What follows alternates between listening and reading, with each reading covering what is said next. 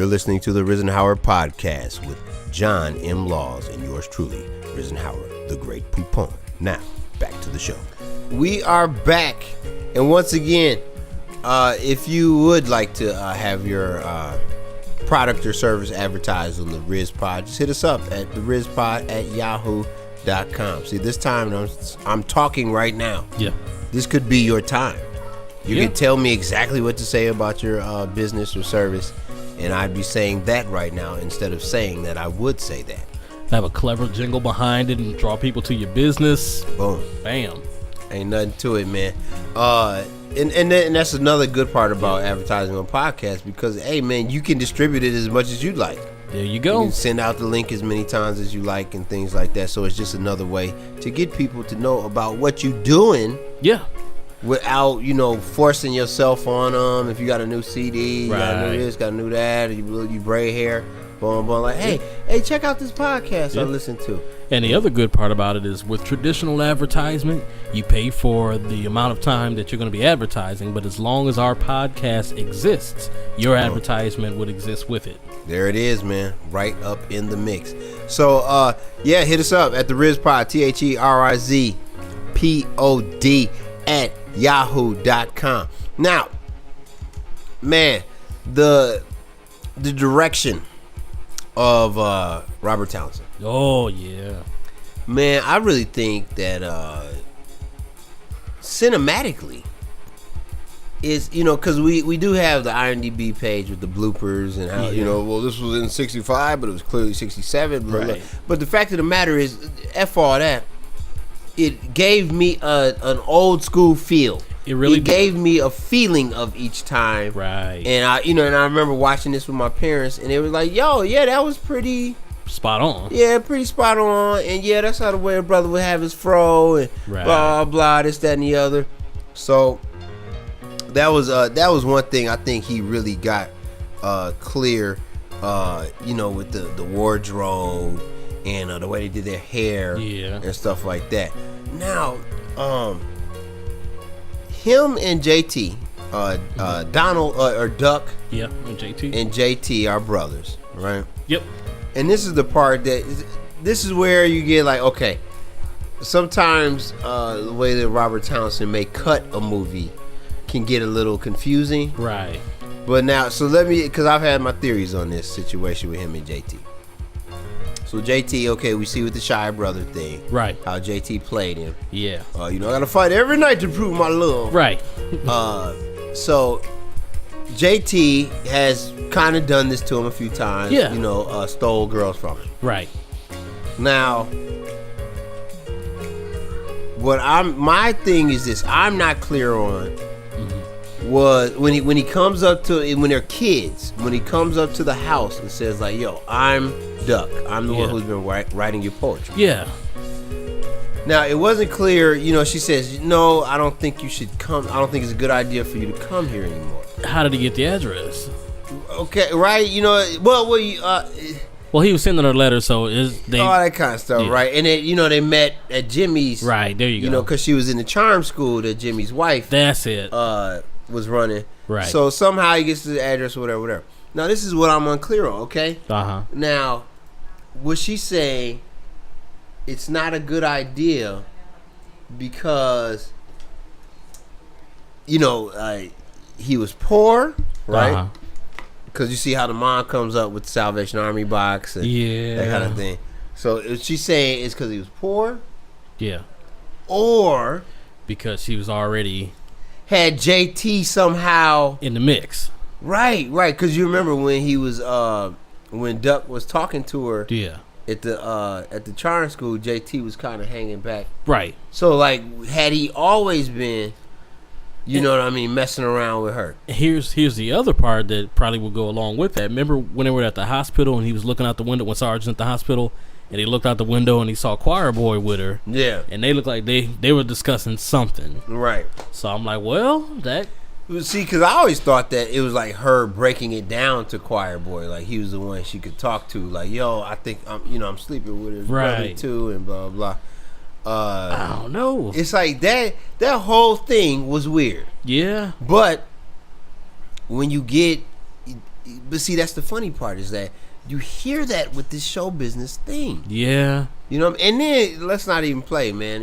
All you got to do is watch Maury. Yeah. And there's so many triangles. Slept with my mama, slept with my brother and my cousin, and it's like, wait, huh?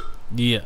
You know, but you see that with entertainment a lot, where it's like these weird triangles, sex circles. Well, not even triangles, whatever shape. Yeah. Well, and then also, like, you know, I don't understand how them cats kind of recycle, like how Eddie Murphy's old chick is with Strahan, and it's like, I'm a regular dude and I don't want to mess around with somebody I know's chick. Man. You know, I'm feeling all like, you know. Yeah. But there's something in that, and then I do know that when you're dealing with celebrity at that level, with fame at that level, that it might be good to be with somebody who kind of understand, like, you know.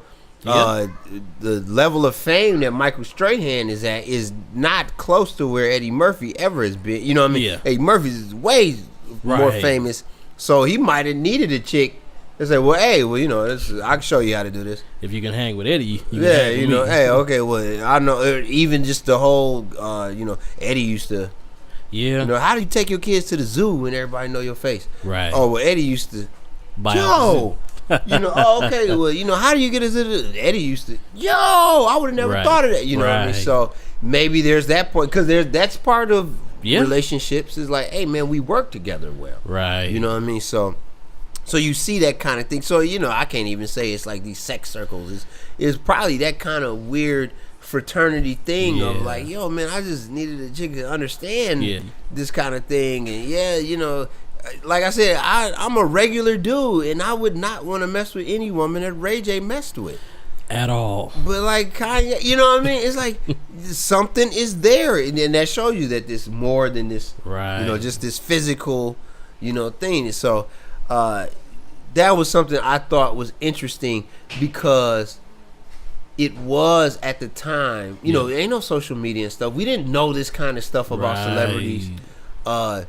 It's something that Robert Townsend was kind of pulling back the curtain on, like saying, like, especially at this time. Yep, you know what I mean. So how many chicks him and Ken Ivory Wayans and all of them had banged and this and that and blah blah, but so and so is everybody publicist and and that's something that I think he kind of delved into that a little bit earlier, because I remember looking at it and like when she's like, "Yo, I love you and I love your brother," and it's like. Huh? How did that work? That is interesting. Yeah, you know what I mean. So, that's one thing I wanted to, you know, get a little deeper into about the movie. But so, you know, we have also a theme in this is that business portion, right? Yeah. So they get hooked up with a manager, with Jimmy. But also lurking in the quarters is who?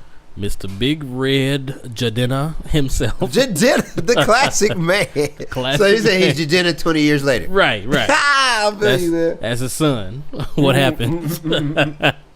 He do look like the hell no. Big Red. But so Big Red, right?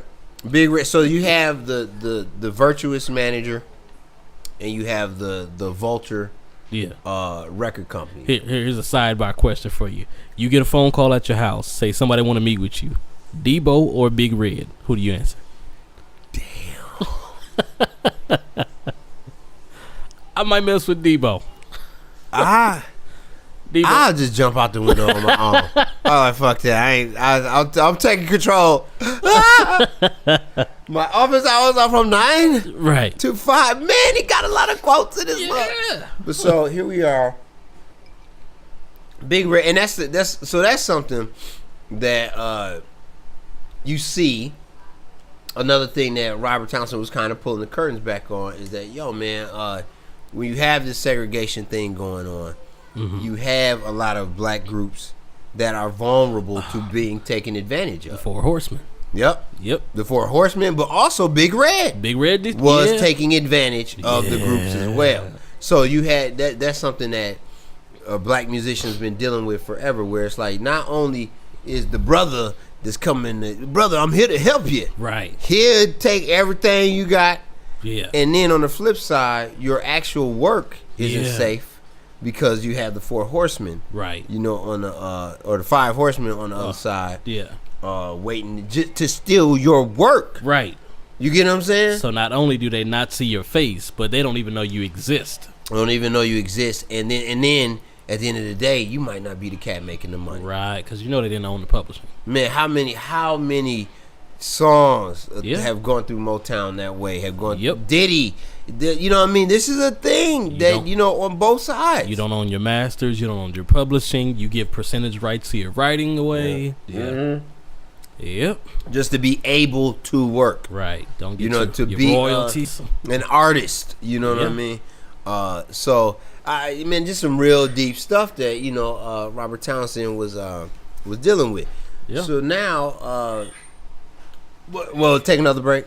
Yeah. We'll take another break. Man, this might have to be a 2-parter podcast because we went kind of wild at the top part. Right. But we'll take a break and we'll be back. Once again, if you had bought ad space, yeah, this would be the time we'd be talking about your product Right or service. You'd have a good 45 seconds